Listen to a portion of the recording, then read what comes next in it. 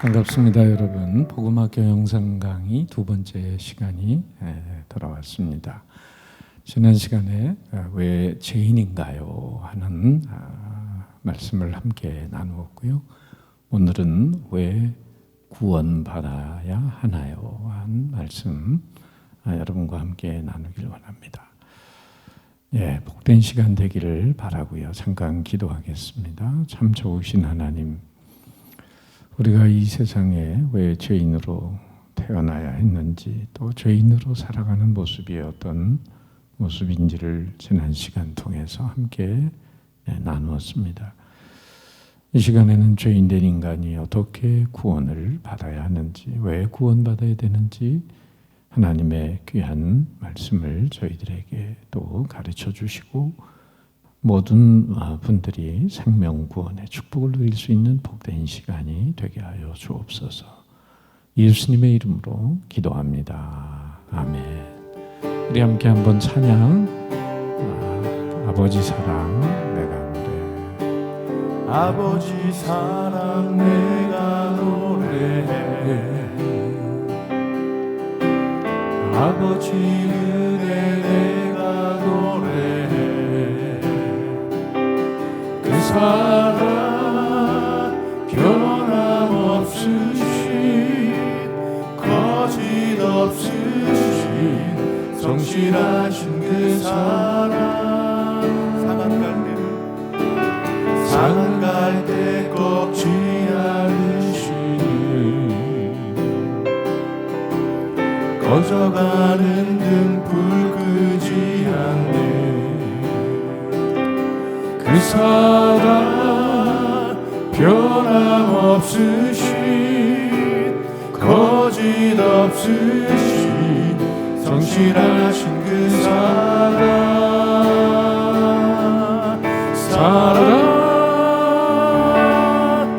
그 사랑,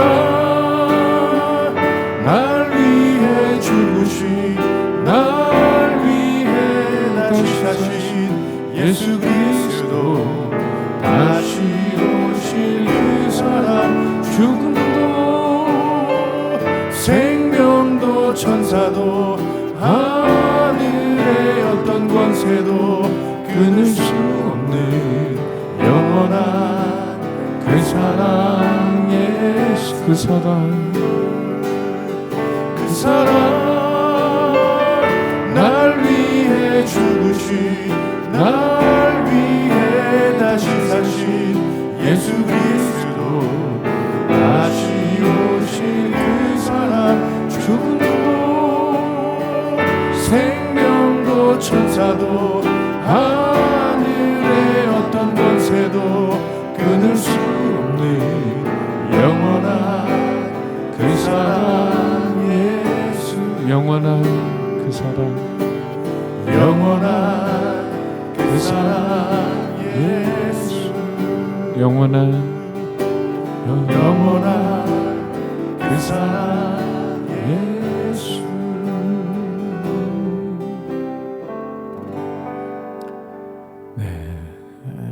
오늘 여러분과 함께 또 한 시간 동안 왜 구원받아야 하나요? 이런 주제로 말씀을 나누도록 하겠습니다.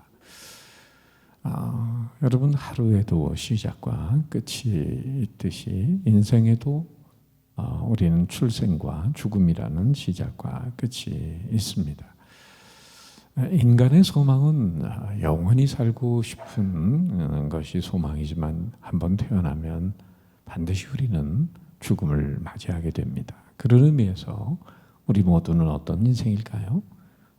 세 글자가 들어가는데 바로 시한부 인생이 됩니다. 암에 걸려서 몇 달 못 사는 분들만 시한부 인생이 아니고, 이 땅에 태어난 모든 인생은 그날과 그 시를 알 수 없지만은 바로 우리는 한정된 삶을 살게 됩니다. 그러니까 인간은 태어나면서부터 죽음을 향해 달려가는 존재다, 이렇게 말할 수 있죠. 혹자는 그런 얘기를 하죠. 죽음만큼 민주주의가 잘 실현된 것 없다. 정말 안 죽는 사람이 없잖아요. 자, 죽음 앞에 사람들이 보이게 되는 두 가지 반응이 뭘까?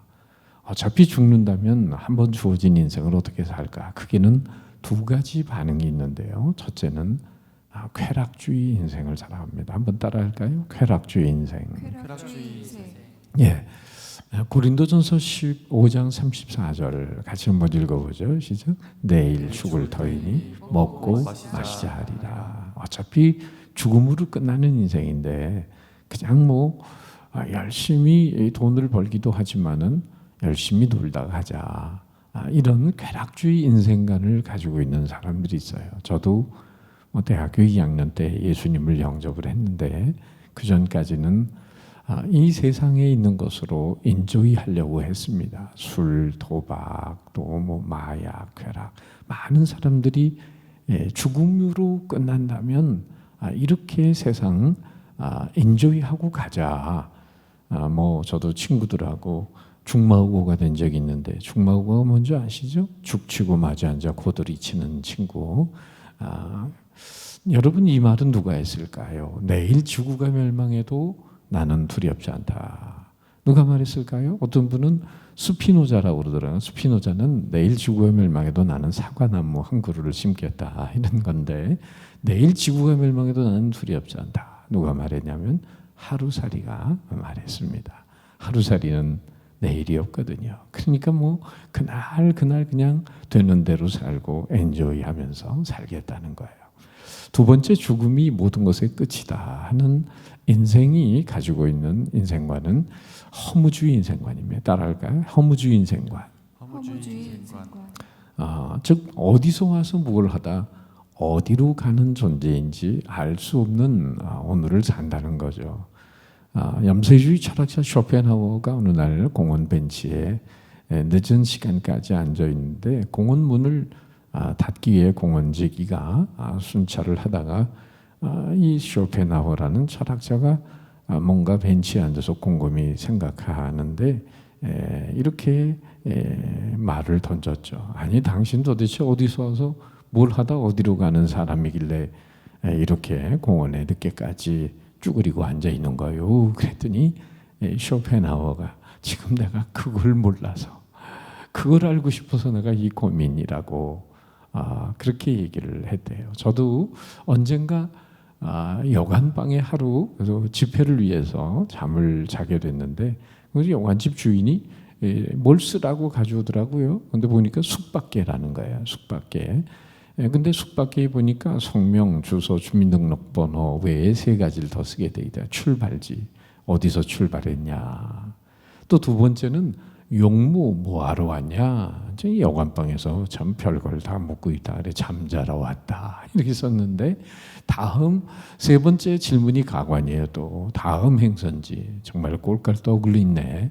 아니 내가 여관방에서 하룻밤 자고 가는데 다음 어디로 갈지 알아서 뭐해. 근데 가만히 생각해 보니까요, 그 숙박계라고 하는 이 내용 중에 너 인생 어디서 출발했니? 이 본래성을 묻는 거죠. 너 인생 왜 태어났니? 용무가 뭐니? 인생의 목적성을 묻는 거죠. 또 이 세상 끝나고 나면은 너 인생 죽음으로 끝나면 그 다음 어디로 가는 거니? 인생의 궁극성을 묻는 질문이잖아요. 제가 만약에 예수님을 안 믿었다고 하면 저도 이 출발지는 뭐냐면 그냥 엄마 뱃속 그리고 용무는 코카콜라 병에 써 있는 단어처럼 엔조이 즐기러오고 다음 행선주는 무덤에서 끝나는 거죠. 죽음으로. 그러나 제가 예수님을 믿고 난 다음에는 제 인생의 출발지는 하나님의 창조의 계획 안에 있었고 용무는 먹든지 마시든지 뭘 하든지 하나님의 영광을 위해서 살고 다음 행선지는 꿈에도 그리는 천국이 되었답니다. 제 자신도 해답 없는 인생이었어요. 예수님을 인격적으로 만나기 전까지는. 노인과 바다, 또 무기여 자리거라 이런 그 노벨 문학상을 탔던 해밍웨이도 인생의 이 궁극적인 이런 문제들의 해답을 얻지 못하고 정말 권총으로 자기의 머리를 쏴서 자살을 했다는 이런 비극적인 얘기를 우리는 듣게 됩니다. 나는 이 세상을 끝내고 어디로 갈까요? 나의 다음 행선지는 어디입니까? 여러분, 결코 죽음은 인생의 끝이 아닙니다. 히브리서 9장 27절 우리 한번 같이 읽어보죠. 시작. 한 번 죽는 것은 정하신 일이요 그 후에는 심판이 있으리니. 제가 지난 시간에도 한번 말씀드렸던 내용이죠. 1930년대 미국의 경제 공황이 있었는데 어느 극장에서 입장료 무료 이렇게 간판을 내버렸더니 실업자들이 일할 데도 없는데 잘됐다, 영화나 보자. 그리고 영화를 보고 나오는데 극장 주인이 돈을 내라고 했다고 말씀드렸죠.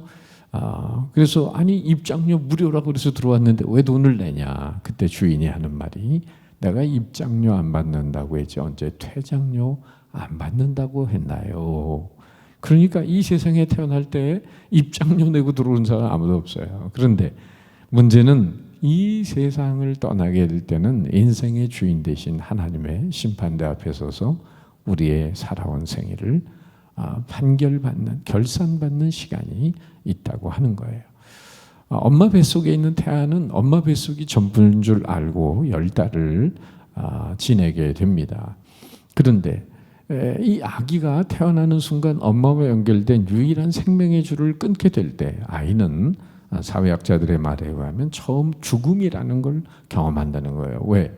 엄마와 연결된 유일한 생명의 줄을 끊으니까 아이는 심리적으로 죽었다라고 생각을 하는데, 그러나 우리가 아는 것처럼 여러분 이 세상에 태어나서 바로 우리는 8, 90년 건강하면 100세의 인생을 살게 되잖아요.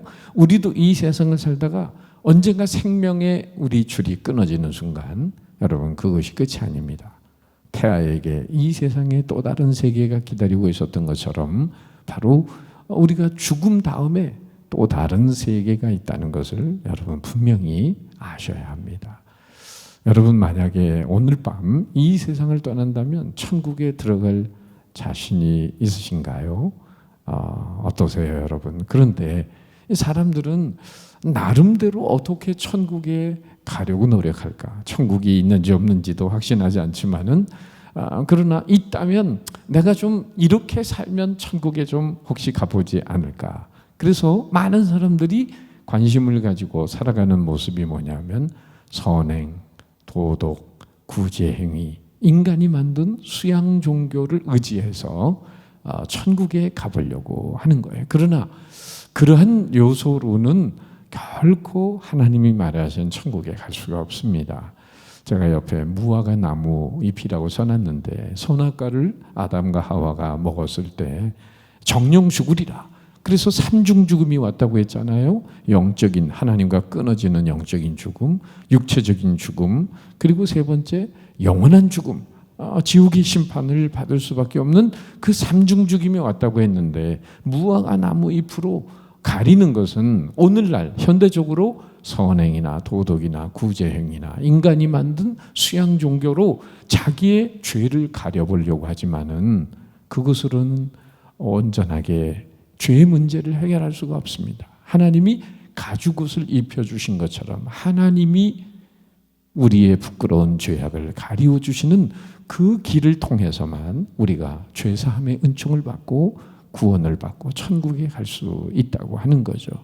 그래서 세상에 수양 종교들이 있지만은 기독교와의 차이점이 뭔가? 불교도 또 나름대로의 철학이고 도인데 여러분 불교와 기독교의 차이를 어떻게 얘기할 수 있냐면은 컵에다가 구정물을 넣었다고 할 때 오랫동안 그 구정물이 담겨 있는 컵을 놔두면은요 그 찌꺼기가 아래로 가라앉아요. 이걸 소위 이제 명상이라는 방법, 참선이나 좌선을 통해서 자기의 마음의 수양으로 마음의 찌꺼기들을 가라앉히는 순간을 갖게 된다고 하는데, 근데 문제는 뭐냐면은 툭 건드리면은 그 찌꺼기들이 다시 올라오게 되는 거예요. 그건 없어지는 게 아닙니다. 사라지는 게 아니죠. 오히려 기독교는 뭐냐면은 그 구정물일지라도 거기에다가 오히려 그 물을 정화할 수 있는 티백, 우리가 차를 마실 때 둥글레 차나 무슨 현미차나 이런 티백을 넣어가지고 물을 화학적으로 변화를 시키는 것처럼 기독교는 바로 우리가 마음의 문을 열면 그분이 우리의 심령 안으로 예수님이 들어오셔서 우리의 바로 생각과 판단과 행동, 우리의 가치관, 세계관을 거룩한 은혜로 바꾸시는 거예요. 그래서 세상에 인간이 만든 종교를 다 자력 종교라고 부른다면 기독교는 사실 종교도 아니지만 하나님이 열어놓으신 생명의 길이지만은 타력 종교라는 상대적인 언어를 사용하게 될 때 인간은 스스로 구원할 수 있는 게 아니고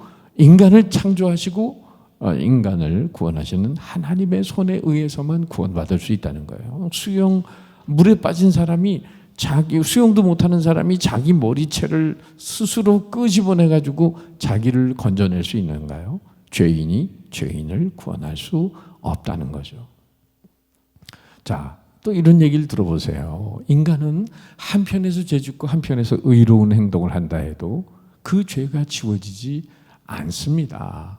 왜 그럴까? 자, 제가 지금 강도라고 생각을 하고 어느 집에 들어가서 1,000만 원을 훔쳤어요. 도둑이고 강도예요, 제가. 그런데 훔쳐가지고 나오다가 보니까 옆에 째지게 가난한 집이 있어요. 그래가지고 거기다가 500만 원을 던져줬어요. 아예 불쌍하다. 그리고 나오다가 경찰한테 붙들렸어요. 자, 질문 드립니다. 저는 1,000만 원어치의 죄인일까요? 500만 원어치의 죄인일까요? 실적법상 어떻게 되죠? 누가 대답하는 분이 있어야지. 왜 대답을 안 해요? 얼마짜리 죄인이에요? 1,000만 원이죠. 예, 내가 중간에 뭐 가난한 사람 500만 원 줬다고 해서 내가 1,000만 원 훔친 것으로 그게 감해지지 않는다는 거예요. 결국 뭐냐? 인간은 선행이나 구제로 내 죄의 문제가 가리워지는 게 아니라는 거예요. 그래서 컴퓨터로 본 인간의 문제를 한번 만들어 봤는데요. 컴퓨터 하드웨어, 우리의 인간의 몸을 컴퓨터 하드웨어에 비유하면은 우리의 영혼을 소프트웨어에 비유해 보자는 거예요. 그런데 이 컴퓨터 소프트웨어에 침범하는 뭐가 있어요, 여러분? 바이러스가 있잖아요. 그게 바로 죄인 거예요. 이 죄라고 하는 바이러스가 침투해 가지고 지금 코로나 때문에 우리가 많은 어려움을 겪고 있지만은 이 바이러스로 인해서 소프트웨어도 망가지고 하드웨어도 망가지게 되죠. 그런데 우리가 이런 바이러스를 퇴치하는 게 백신 프로그램이라잖아요. 예수 백신이 들어오게 되면 바로 그것이 고쳐지게 되는데 이 접속 코드는 아이디는 믿음이고 비밀번호는 예수 그리스도다. 이건 한번 만들어 본 거예요. 그냥 결과적으로는 결국은 그렇게 예수 그리스도를 믿음으로 말미암아 원상복귀, 즉 원상복귀가 구원이라는 거죠. 구원받으면 하나님의 형상이 회복되는 거예요. 우리 여러분 모두는 구원을 받고 예수님 때문에 하나님의 형상으로 회복되는 은혜가 있기를 축복합니다. 예, 이렇게 이 그림 보시면은요, 인간끼리의 죄는요 어느 정도 구별이 돼요. 그러니까 착한 사람과 덜 착한 사람, 이 세상이 까만 세상, 이 죄악 많은 세상에서 볼 때 우리는 뭐 어떤 사람은 좀 저 사람은 뭐 법 없이도 사는 것 같아, 도덕군자로 살아, 뭐 우리 전구로 말하면 100와트 정도로 밝기가 있다 이거예요. 근데 덜 착한 사람은 30와트 정도로 밝기가 좀 덜해요. 이렇게 인간끼리는 죄인과 의인이 어느 정도 차이가 있기는 하지만 의의 태양이신 하나님 앞에서 모든 인간은 다 똑같은 죄인이에요. 100와트짜리나 30와트짜리나 의의 태양이신 하나님 앞에서는 그거에 도토리 기적이다. 뭐 선행해봤자 하나님 앞에서는 아무것도 아니다 하는 얘기죠. 자, 그렇다고 한다면 선악과의 범죄로 죄를 짓고 죽음과 영원한 심판에 이르게 된 인생을 하나님은 어떻게 구원하고자 하셨는가? 하나님의 처방이 무엇인가? 하나님에게 두 가지 큰 속성이 있어요. 한번 따라할까요? 사랑의 하나님, 공의의 하나님. 그러니까 하나님은 어떤 누구든지 사랑하시는 하나님이세요. 그런데 문제는 사랑의 하나님이면서도 하나님의 이 속성 안에는 도저히 용납할 수 없는 공의로운 속성이 있어요. 죄는 반드시 벌해야 되는 거예요. 그러니까 사랑의 하나님, 공의의 하나님.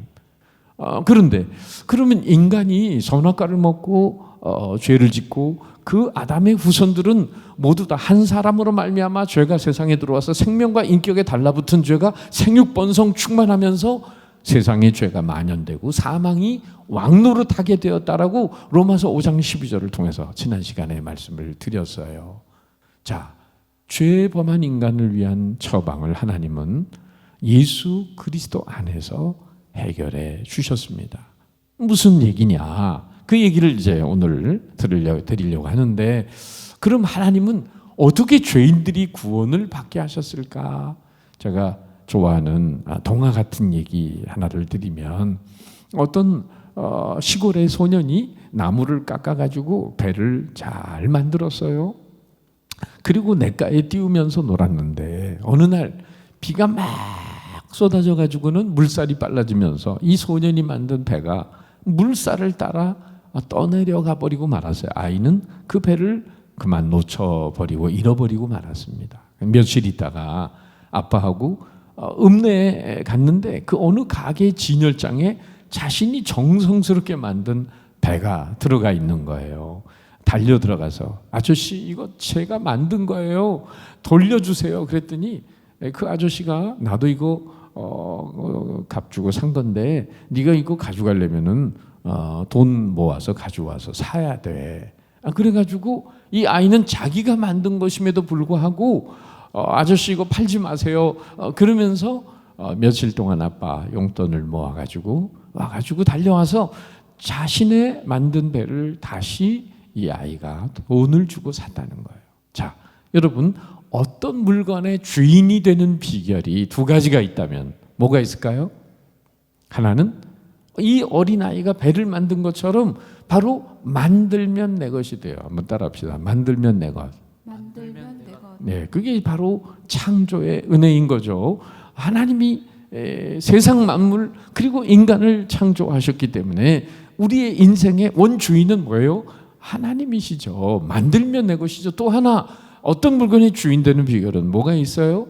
바로 그 어린아이가 값 주고 사면 내 것. 따라합시다. 값 주고 사면 내 것. 값 주고 사면 내 것. 네, 이걸 좀 어려운 한자로 우리가 구속이라고 하는 거죠. 옛날에는 뭐예요? 노예들이 있는데 그 속전을 내면 자유하게 되는 그런 의미를 가지고 있는 것처럼 그렇게 구해주기 위해서 속전을 내는 거예요. 그러니까 하나님이 만드신 죄인, 창조한 죄인이 하나님의 품을, 배가 소년의 품을 떠나서 죄를 짓고 멀리 갔던 인생들이 다시 하나님 품으로 돌아오기 위해서 어린아이가 그 배를 찾아가서 값을 지불하게 된 것처럼 바로 원주인이신 하나님이 이제 값을 치르는, 죄값을 치르는 사건을 통해서 우리가 하나님 앞에 돌아올 수 있는 길이 열리게 되었다는 거죠.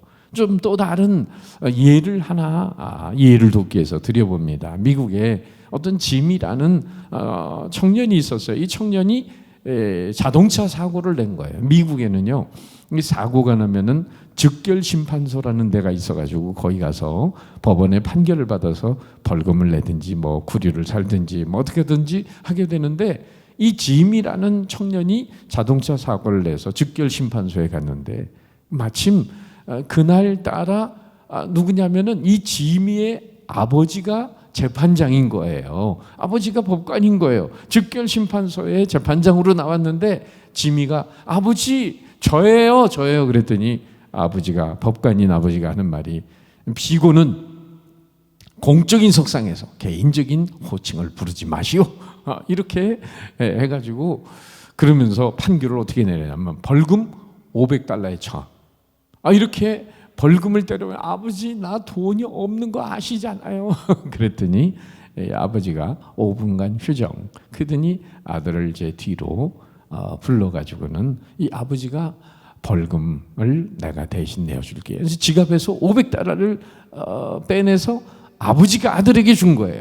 아들은 그 $500를 가지고 값을 치르면서 그 죄값을 치르고 자유하게 되었다는 것. 이 원리가 바로 하나님 편에서 그 아들 예수님을 이 땅에 보내서, 왜? 죄인은 죄인을 구원할 수 없는데 이 세상에 눈을 뒤집어 봐도 죄인이 아닌 사람은 하나도 없어요. 그러니까 하나님이 사람이 되어서 이 땅에 오셔서 의인이신 예수님이 죄인처럼 죽어야만, 그 죄값을 치러야만 죄인된 인간이 의인이 되는 길이 열리게 되는 거죠. 또 한 가지 예를 들어봅니다. 옛날에 임금님이 이제 나라에 성범죄가 많아가지고 앞으로 이런 성범죄를 지으면은 두 눈을 뽑아버리겠다, 이렇게 법을 정했대요. 근데 공교롭게도 하나밖에 없는 임금님의 아들 왕자가 그런 간음죄를 저질렀다는 거예요. 그러니까 어떻게 해? 의로운 왕이 법을 선포했으니까 아들의 두 눈을 뽑게 되면 결국은 후계자도 못 되고 그렇게 불행한 삶을 살게 되는데, 임금님이 고민을 하다가 어떻게 결론을 내렸느냐 하면은 임금님이 아들의 눈을 하나 뽑고, 그리고 그 법을 만족시키기 위해서 임금님 자신의 눈을 하나 뽑았다는 거예요. 그래서 두 눈을 뽑는 것은 공의로운 법을 만족을 시키면서도 아들이 한 눈을 가지고도 이제 왕자로서, 그리고 장차 후계자로서 나라를 이어받을 수 있는 하늘나라를, 즉 우리로 말하면 우리가 한 번은 죽어요. 죄의 죄값을 인해서 우리가 육신적인 죽음은 한 번 죽지만 예수님을 살아생전에 마음에 영접하면 하나님과의 영적인 관계가 회복이 되고 그러면서 죽어도 영원히 사는 천국에 들어갈 수 있는 길이 열리게 되는 거죠. 그래서 죄인은 죄인을 대신할 수 없는데 의인이 죄인을 대속하는 대속의 원리가 바로 십자가 사건에 나타난 거예요. 자, 여러분, 그래서 하나님이 당신의 아들이 사람이 돼서 이 땅에 오셔서 우리를 위해 십자가에 죽으신 사건은, 그 십자가의 도를 한마디로 말하면, 저를 한번 따라해 보세요. 나 잡아먹고 너 살아라. 참 하나님이 자기 희생을 통해서, 자기의 독생자 예수님의 그 거룩한 희생을 통해서 우리에게 여러분 죄의 문제와 죽음의 문제를 해결할 수 있는 길을 넣으셨다는 거예요. 신학자 중에 칼 바르트라고 하는 아주 유명한 신학자가 있는데, 이 십자가에는 두 가지 이미지가 있다. 더블 이미지라고 하는데, 하나는 뭐냐면 내 죄의 무게. 따라합시다. 내 죄의 무게. 내 죄의 무게. 여러분, 십자가에 내 대신 하나님의 아들이 달렸다고 한다면 내 죄가 도대체 얼마나 무거울까요? 하나님의 아들이 달릴 만큼 내 죄가 엄청나다는 거죠. 그만큼 내 죄의 무게를 달아볼 수 있어야 되고, 또 한 가지, 죄의 무게만 생각하면 우울하죠? 뭐야? 따라합시다. 내 생명의 가치. 내 생명의 가치. 네, 십자가에 달리신 예수님, 내 생명을 대신해서 하나님의 아들이 달렸다고 한다면 내 생명을 도대체 얼마나 귀하게 가치 있게 여겨주셨느냐. 이걸 생각해 볼 때 우리는 한편으로 마이너스 쪽에서는 내 죄의 무게를 달아보고, 플러스 쪽에서는 내 생명의 고귀한 가치를 십자가 안에서 달리신 예수님을 통해 우리는 그 두 가지 이미지를 알 수가 있다. 십자가에 담긴 하나님의 사랑 이야기를, 많이 알려진 얘기지만 드려보면 모르는 분들을 위해서, 6.25 때 이 철원 근처에 그 일사후퇴 때죠. 눈보라치는 겨울 일사후퇴 때 이제 미군들이 중공군 때문에 후퇴를 하는데, 철원 근처의 다리 밑에서 미군 장교와 사병들이 지나가는데 애기 울음소리가 응애 하고 들리는 거예요. 그래서 미군 대위하고 사병이 다리 밑에 내려가 봤더니 어떤 장면이 벌어졌냐면은, 방금 이 아이를 해산한 거예요, 여인이. 근데 이 추운 눈보라치는 겨울날 이 아이가 얼어 죽을까 봐 엄마가 이 아이를 해산한 다음에 자기의 모든 옷을 벗어가지고 이 아이를 칭칭 감고, 그리고 자기의 따뜻한 체온으로 이 아이가 그래도 얼어 죽을까 봐 꼭 껴안고, 이 엄마는 얼어 죽어 있었다는 거예요. 그 아기가 그 엄마 품속에서 울고 있었던 거죠. 엄마를 이 미군 장교가 묻어주고 다리 옆에 묻어주고 그리고는 수속을 밟아서 나중에 이 아이 끝난 아기를 데리고 이제 미국으로 입양을 해서 데리고 갔는데 20년이 지나고 이 청년이 자신이 태어난 그리고 엄마의 무덤 한국을 방문하고 싶다고 해서 20년 만에 한국에 온 거예요. 한국에 와서 철원 근처를 수색을 하면서 엄마의 무덤을 가까스로 찾게 돼서 마침 그때 또 겨울철에 오게 됐는데 눈보라치는 그 겨울날 엄마의 무덤 앞에 이 청년은 자기의 옷을 하나씩 벗어서 엄마의 무덤 앞에 무덤 위에 얹었습니다. 그리고는 발가벗은 몸으로 엄마의 무덤을 껴안으면서 마미, 엄마, 왜 나를 이토록 사랑하셨습니까? 어떻게 이렇게 죽기까지 나를 사랑하셨습니까? 그러면서 나 때문에 얼마나 추우셨냐고 눈물을 펑펑 쏟으면서 그 엄마의 무덤을 껴안는 아들의 이야기를 생각해 볼 때 여러분 십자가에 달리신 예수님 그 십자가에 달리신 예수님을 우리는 생각하면서 정말 얼마나 나를 사랑하셨길래 하나님의 아들이 십자가에 달리시는 그 엄청난 사랑의 고통을 받으셔야 했는가. 미국에서 또 LA 뒷골목에 어떤 그 청소년 중에 10대 소년인데 나쁜 친구들 사귀다가 미국에 이민 간 사람인데 그 중에 10대 소녀가 집을 나가버린 거예요. 그럴 때 엄마가 이 딸을 찾게 되는데 이 LA 뒷골목마다 포스터를 잔뜩 붙여놨대요. 그런데 그 포스터 안에는 사진이 들어가 있어요. 누구 사진이 들어가 있을까요? 거기는 딸의 사진이 아니라 엄마의 사진이 들어갔어요. 왜? 딸의 사진이 온 동네방네 알려지면 창피해서 더 안 돌아올 거 아니에요, 집에. 그런데 엄마가 딸아, 내가 너를 사랑한다. 어떤 죄를 지었어도 내가 다 용서하마 하면서 엄마 자신의 얼굴을 디민 거예요. 얼마나 창피했을까요? 엄마 자신이 자존심을 내려놓고 자신의 얼굴을 LA 모든 골목마다 포스터를 붙였던 이 엄마의 이야기처럼 여러분 우리 죄인들의 그 죄값을 치러주시기 위해서 하나님이 당신의 아들을 통해서 하나님의 얼굴을 세상에 보여주셨다는 거 여러분 잊지 마세요. 그것이 바로 십자가에 나타난 하나님의 사랑입니다. 그래서 우리가 아까 그 사랑, 그 찬양 불렀잖아요. 2000년 전에 여러분 골고다 언덕에 세워진 세 개의 십자가의 의미는 뭘까? 자, 여기 밑에 보면은 십자가가 골고다 언덕에 세 개가 달려 있는데 가운데는 예수님의 십자가, 양옆에는 두 강도가 함께 달렸는데 자, 질문 드려볼게요. 왜 예수님이 양옆에 두 강도와 함께 달렸을까요? 아시는 분?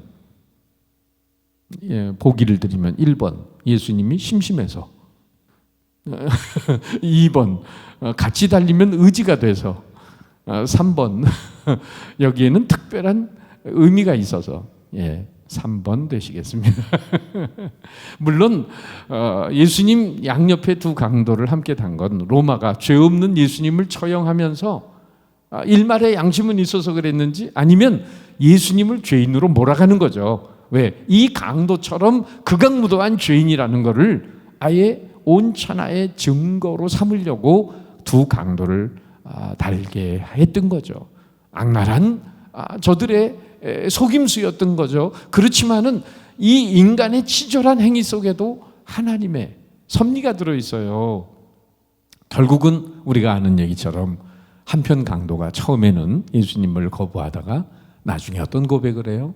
예수님, 당신의 나라에 임하실 때 나를 좀 생각해 주세요. 나를 구원해 주세요. 그랬더니 예수님이 네가 오늘 나와 함께 낙원에 있으리라. 저는 이 한편 강도의 믿음이 대단하다고 봐요. 왜? 같이 죽어가는 처지에 자기의 운명을 맡길 수 있는 이 믿음, 이거 쉬운 믿음 아닙니다.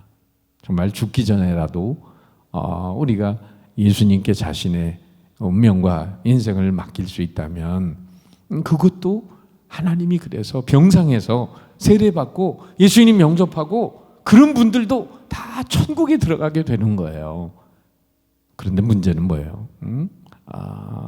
사람이 태어나는 건 순서가 있는데 갈 때는 순서가 없어요. 그래서 이 세상 떠나기 전에 예수님을 영접해야 되는데요. 어쨌든 한쪽에 있는 그 십자가는 결국은 끝까지 예수님을 거부한 자기 형벌의 십자가요. 또 한쪽 구원받은 강도의 십자가는 구원받은 죄인의 십자가. 그리고 가운데 달려있는 예수님은 인류의 죄를 대속하신 예수님의 십자가. 그런데 여러분, 이 세상에 사람이 많아도요, 두 종류의 사람으로 나누어집니다. 한번 따라합시다. 구원받은 죄인, 버림받은 죄인. 결국은 예수님 양옆에 달려있는 두 강도가 구원받은 죄인과 버림받은 죄인이 된 것처럼 이 세상에 70억의 인구가 있어도요, 인간은 결국 예수님의 십자가를 중심으로 두 종류의 인간으로 양분된다. 바로 이 영상을 보시는 분들마다 버림받은 죄인이 아니라 구원받은 죄인이 되시기를 주님의 이름으로 축복합니다. 인간이 죄와 사망에서 구원받을 길은 오직 예수님 밖에는 없어요. 우리 사도행전 4장 12절 다 같이 시작. 다른 이로서는 구원 얻을 수 없나니 천하 인간의 구원 얻을 만한 다른 이름을 우리에게 주신 일이 없음이니라. 예수님 외에는 다른 이름을 주신 것 없다. 그런데 왜 기독교에만 구원이 있다고 하느냐? 불교나 또 이런저런 이슬람이나 도교나 이런 그냥 뭐로 가도 서울만 가면 되지 왜 기독교에만 구원이 있다고 이렇게 배타적으로 노는 거냐, 이런 질문들을 많이 하잖아요. 저는 이런 얘기를 하고 싶어요. 그럼 우리가 중국에 가려면 중국 대사관에서 비자를 받아야만 하는 것 같은 이치죠. 나는 한국 비자 가지고 가겠다는데, 난 일본 비자 가지고 가겠다는데, 난 미국 비자 가지고 중국 가겠다는데 왜 막냐? 여러분, 막을 수 있어요, 없어요? 그 나라의 권한이잖아요. 천국에 계신 하나님의 권한이죠. 그런데 나는 내가 만든 길로, 내가 아는 길로 가겠다. 안 되는 겁니다. 그래서 우리가 중국을 가고 싶은데 일본 비자, 한국 비자를 가지고 중국에 갈 수 없는 이치와 같은 거예요. 예를 들면 사회적으로 여러 가지 클럽들이 있잖아요. 라이온스 클럽이라든지 이런저런 클럽이 있는데, 클럽에 들어가려면 멤버십, 그 멤버가 돼야 돼요. 회원이 돼야 돼요. 회비도 내고. 그런데 그런 멤버십이 자격 조건을 지키지 않으면서 나는 라이온스 클럽 회원이 될 거야. 안 되는 거죠. 내 마음대로 되나요? 그 조건을 지켜줘야 되는 거죠. 요한복음 14장 6절, 오늘 주제가 되는 성구인데 다 같이 읽어봐요. 시작. 내가 곧 길이요 진리요 생명이니 나로 말미암지 않고는 아버지께로 올 자가 없느니라.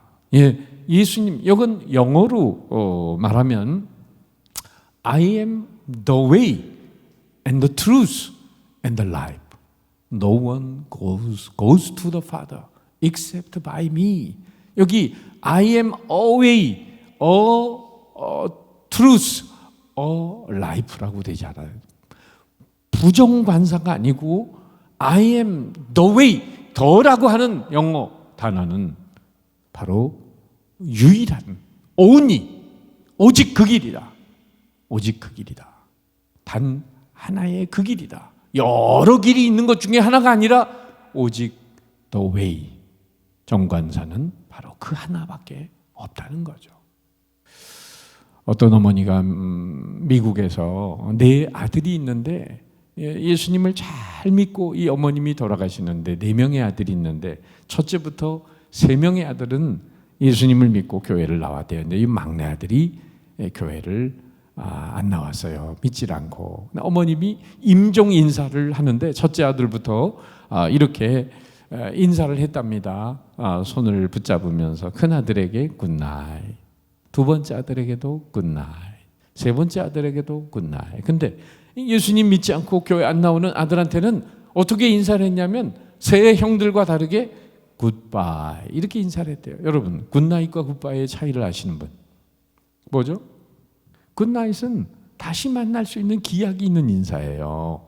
그런데 굿바이는 기약이 없는 인사입니다. 그랬더니 막내 아들이 어머니에게 무릎을 꿇고 엄마 왜 형들한테는 굿나잇하고 나한테는 굿바이 하세요? 그랬더니 네 형들은 내가 가는 천국에 올 수 있는데 너는 아직까지 예수님을 안 믿어서 천국에 올 수 있을지 내가 알 수 없어서.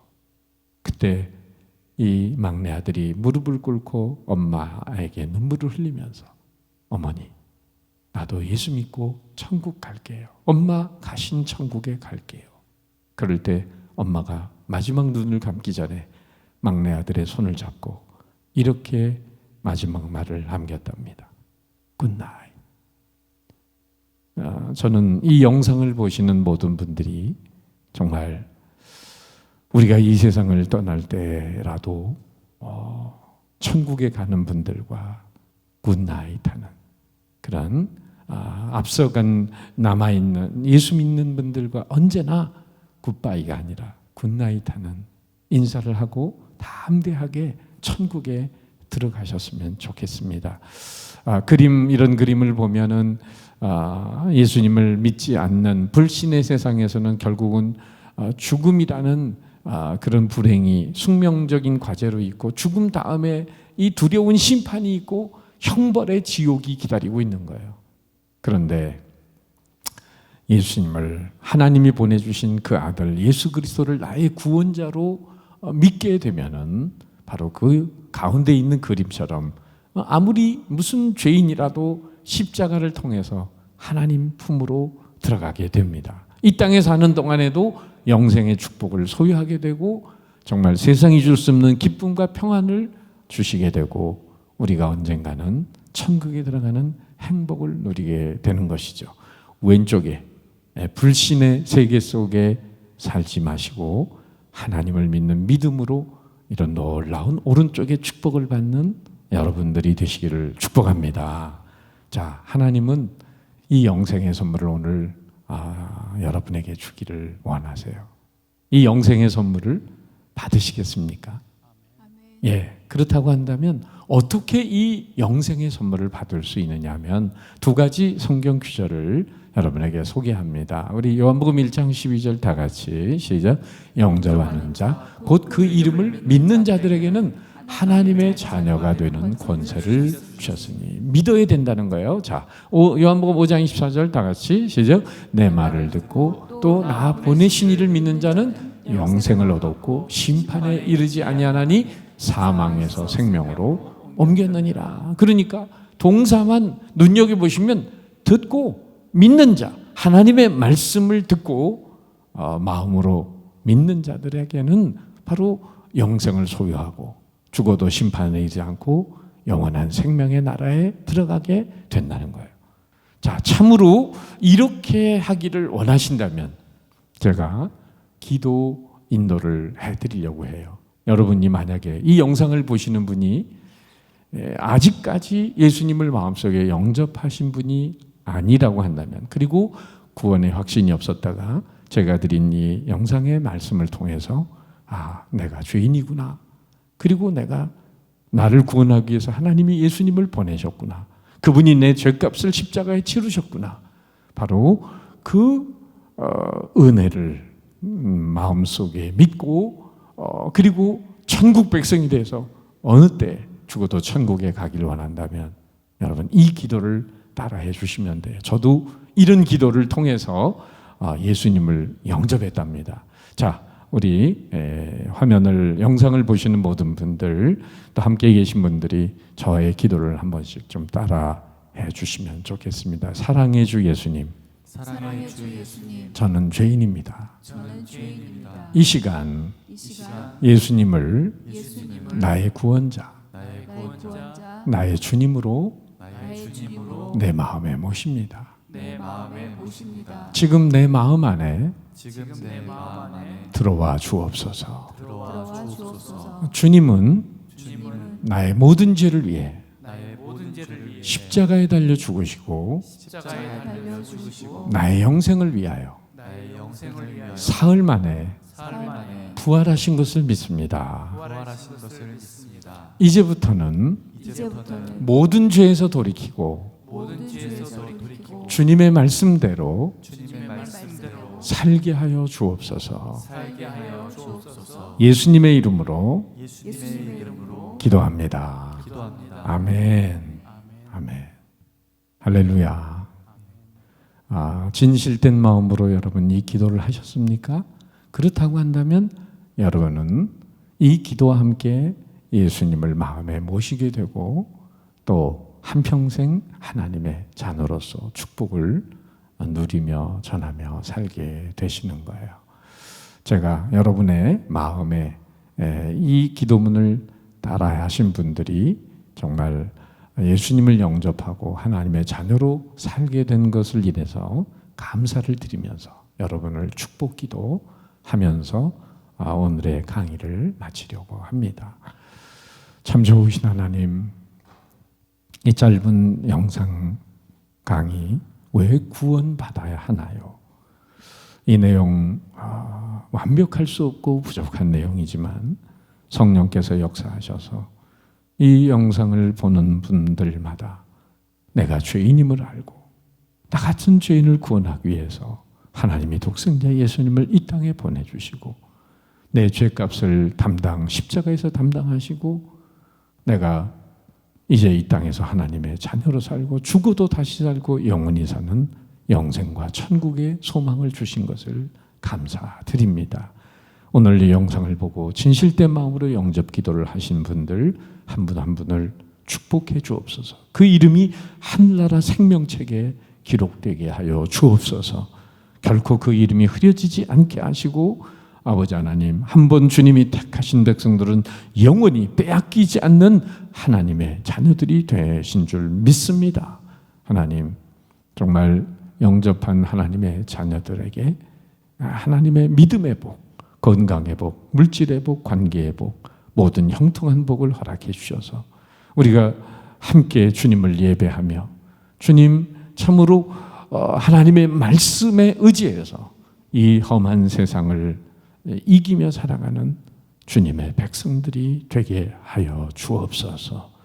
함께 해주심을 감사드리며 예수님의 이름으로 축복하며 기도합니다. 아멘. 네, 할렐루야. 여러분 정말 수고하셨습니다. 들어주시느라고 정말 왜 구원받아야 하나요?